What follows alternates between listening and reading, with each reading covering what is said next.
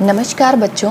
Previous class में हमने देखा था stoichiometric defect and non stoichiometric defect.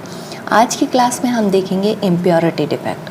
Impurity defect का मतलब ये होता है कि कुछ ऐसे पदार्थ होते हैं, कुछ ऐसे एलिमेंट्स होते हैं जो विद्युत के कुचालक होते हैं और इन्हें विद्युत का चालक बनाने के लिए इसमें कुछ ऐसी अशुद्धियाँ मिलाई जाती हैं जिसके कारण दोष उत्पन्न होता है और इस दोष उत्पन्न होने के कारण वो विद्युत का चालक बन जाता है। तो हम यहाँ पर देखेंगे 14 वर्ग के तत्वों को। 14 वर्ग के जो तत्व होते हैं वो विद्युत के कुचालक होते हैं। यहाँ पर आप देख सकते हैं 14 वर्ग के जो तत्व हैं उनके बाह्यतम कोश में, इसे हम कुछ इस तरह समझेंगे। बाह्यतम कोश में जैसे आप देखते हैं तो 14 वर्ग के तत्वों में यहाँ पर इनका इलेक्ट्रॉनीय विन्यास होता है NS2 Np2। 13वें वर्ग का इसके पास वाले तत्व का इलेक्ट्रॉनिक विन्यास होता है NS2 Np1 और 15वें वर्ग का होता है NS2 Np3। अगर हम इनका इलेक्ट्रॉनिक विन्यास देखें तो इनका इलेक्ट्रॉनिक विन्यास है NS2 Np2, यानी कि इनके बाह्यतम कोश में 4 इलेक्ट्रॉन होते हैं। चूँकि इसके बाह्यतम कोश में 4 इलेक्ट्रॉन होते हैं तो ये चारों इलेक्ट्रॉन सहसंयोजक बंध बनाने में काम आ जाते हैं। इसमें कोई भी फ्री इलेक्ट्रॉन नहीं होता है जिसके कारण ये विद्युत के कुचालक होते हैं।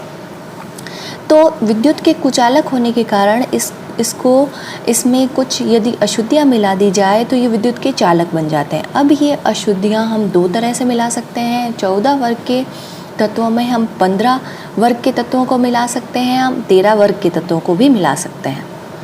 15 वर्ग के तत्वों को यदि हम देखें तो इसमें बाह्यतम कोश में 5 इलेक्ट्रॉन है। इसमें 4 इलेक्ट्रॉन है, इसमें 5 इलेक्ट्रॉन है और इसमें 3 इलेक्ट्रॉन है।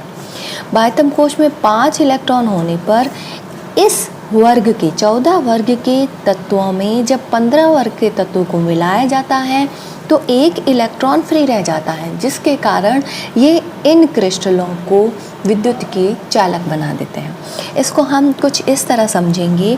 हमने एक शुद्ध सिलिकॉन का क्रिस्टल यदि हम देखते हैं तो ये इसकी संरचना कुछ इस प्रकार होती है, जैसे कार्बन अन्य 4 कार्बन से जुड़ा हुआ होता है और वो चतुष्फलकीय संरचना में होता है। उसी तरह से शुद्ध सिलिकॉन का क्रिस्टल भी शुद्ध चतुष्फलकीय संरचना में ही होता है। लेकिन हम इसे यदि एक प्लेन पर बनाना चाहें, एक पेपर पर बनाना चाहें तो हम इसे इस प्रकार यदि समझें, ये एक सिलिकॉन का क्रिस्टल है, ये अन्य 4 सिलिकॉन के क्रिस्टल से बंध बना रहा है। क्योंकि सिलिकॉन का बाह्यतम कोश में इलेक्ट्रॉन जो है वो 4 है और अन्य सिलिकॉन के जो परमाणु हैं उसमें भी 4 इलेक्ट्रॉन हैं। ये 4 इलेक्ट्रॉन अन्य सिलिकॉन के परमाणु के साथ में सहसंयोजक बंध बना लेते हैं। चूँकि ये चारों इलेक्ट्रॉन यूज़ में आ चुके हैं सहसंयोजक बंध बनाने के लिए, कोवेलेंट बंध बनाने के लिए, तो इसमें से इलेक्ट्रिसिटी पास नहीं हो सकती, क्योंकि इसमें ना तो इलेक्ट्रॉन फ्री है और ना ही इलेक्ट्रॉन लेने के लिए जगह है और ना ही इलेक्ट्रॉन देने के लिए जगह है। तो शुद्ध सिलिकॉन का जो क्रिस्टल होता है वो विद्युत का कुचालक होता है। यदि सिलिकॉन के क्रिस्टल में 15वें वर्ग का तत्व मान लेते हैं हम आर्सेनिक मिला दिए, यहाँ पर आप देखें ये सिलिकॉन का क्रिस्टल है, इसके बीच में एक जगह पर आर्सेनिक आ गया है, यानी कि जो सिलिकॉन का क्रिस्टल चालक होता है जब इसमें हम आर्सेनिक की अशुद्धि मिला देते हैं तो आर्सेनिक किसी जगह पर आर्सेनिक आ जाता है। तो आर्सेनिक में हमें पता है बाह्यतम कोश में 5 इलेक्ट्रॉन, यहाँ देखिए 1 2 3 4 और ये 5 इलेक्ट्रॉन तो सिलिकॉन के साथ कोवेलेंट बॉन्ड बना लेंगे और 1 इलेक्ट्रॉन जो है वो फ्री इलेक्ट्रॉन के रूप में रहेगा और ये फ्री इलेक्ट्रॉन जो है वो विद्युत का चालन कर पाएगा। तो फ्री इलेक्ट्रॉन जो है, चूँकि ये फ्री इलेक्ट्रॉन जो है वो नेगेटिव है, यानी कि देने वाला है, फ्री इलेक्ट्रॉन इसके पास एक्स्ट्रा है, इसलिए इसे एन टाइप सेमीकंडक्टर कहते हैं।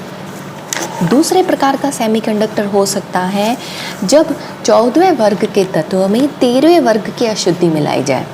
14वें वर्ग के तत्व सिलिकॉन का फिर से हम ये देखते हैं, सिलिकॉन के क्रिस्टल में यदि हमने 13वें वर्ग का एल्यूमिनियम मिला दिया, एल्यूमिनियम में हमें पता है इसके बाह्यतम कोश में केवल 3 इलेक्ट्रॉन होते हैं, जैसा कि यहाँ पर हम देख सकते हैं इसके बाह्यतम कोश में 3 इलेक्ट्रॉन होते हैं।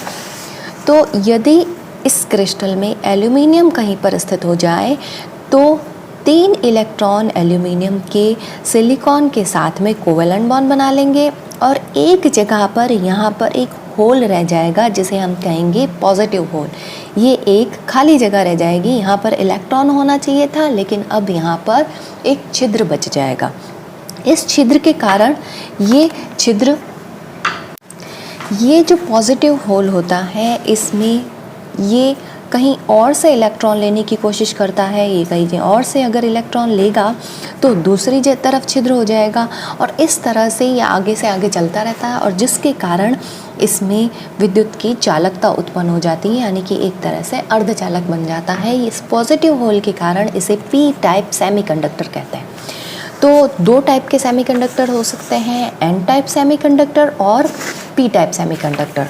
एन टाइप सेमीकंडक्टर प्राप्त होता है जब 14वें वर्ग के ग्रुप में 15वें वर्ग के ग्रुप को मिलाया जाता है, यानी कि कुछ तत्वों को इसमें मिला दिया जाता है तो हमें एन टाइप सेमीकंडक्टर मिलता है। और यदि 14वें वर्ग के तत्व में 13वें वर्ग का तत्व मिला दिया जाता है तो पी टाइप सेमीकंडक्टर होता है। तो हम इसको ऐसे कह सकते हैं, यदि इसको इसमें मिलाया तो एन टाइप मिलेगा और 13वें वर्ग को इसमें मिलाया तो पी टाइप मिलेगा। इसको याद रखने का यही तरीका है। अब इसको नोट्स के रूप में यदि हम समझें तो आप यहाँ पर देखिए, यहाँ पर हम देखते हैं उदासीन परमाणु अशुद्धता दोष।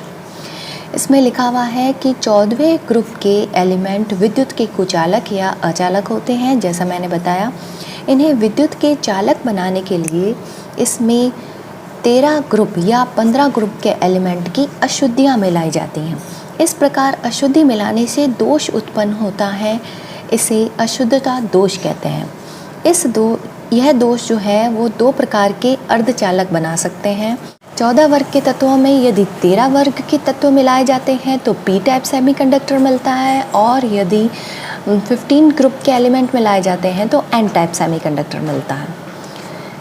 इनको अपमिश्रण करना, यानी 14 वर्ग के तत्वों में 13 वर्ग के या 15 वर्ग के तत्वों को मिलाना, यानी कि अशुद्धि को मिलाना, डोपिंग कहलाता है, जिसकी परिभाषा ये हो सकती है कि अचालक तत्वों जैसे 14वें वर्ग के तत्वों में 13 वर्ग या 15वां वर्ग के तत्वों की अशुद्धि को मिलाना या उसे अर्धचालक बनाना डोपिंग कहलाता है। ये क्वेश्चन भी बहुत बार पूछा जाता है एग्ज़ाम में, ये क्वेश्चन बहुत इंपॉर्टेंट है।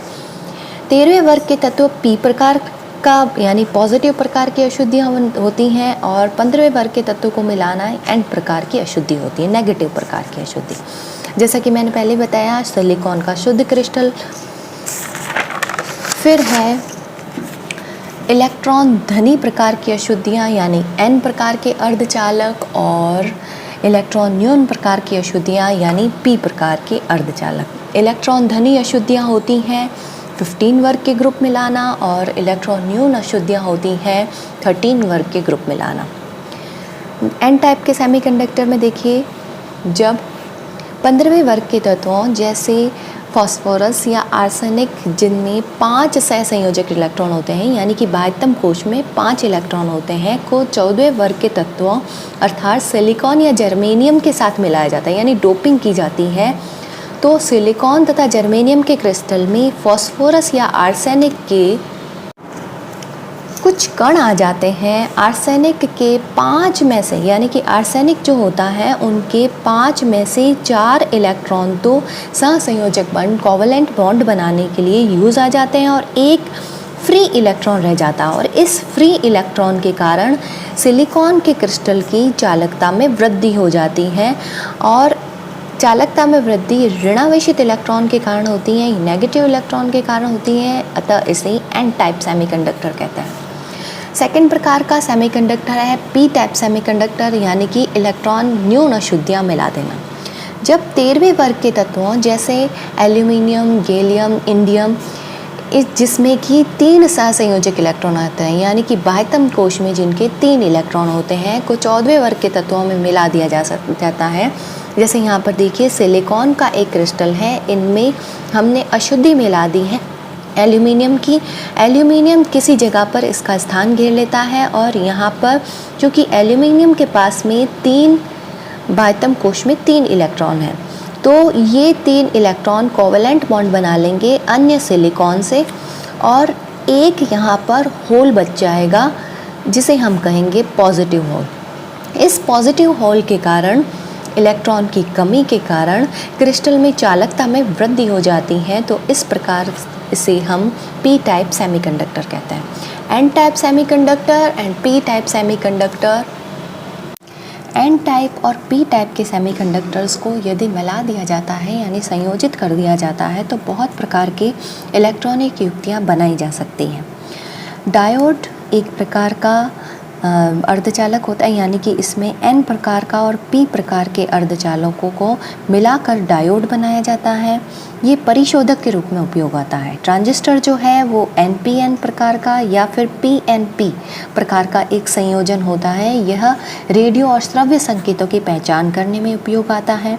सौर सेल भी एक फोटो डायोड होता है, यानी कि इसी तरह के डायोड होता है जिसमें N type semiconductor and P type semiconductor मिलाकर इनको बनाया जाता है, जिसका उपयोग प्रकाश ऊर्जा को विद्युत ऊर्जा में बदलने में किया जाता है। आप इससे देख सकते हैं कि ये अर्धचालक जो होते हैं N type and P type semiconductors जो होते हैं, इनसे बहुत सारी इलेक्ट्रॉनिक युक्तियाँ बनाई जाती हैं और ये हमारे दैनिक जीवन में बहुत उपयोगी हैं। आपको मेरी क्लास कैसी लगी कमेंट बॉक्स में ज़रूर लिखिए और मेरे वीडियोज़ को लाइक एंड शेयर करना नहीं भूलिए।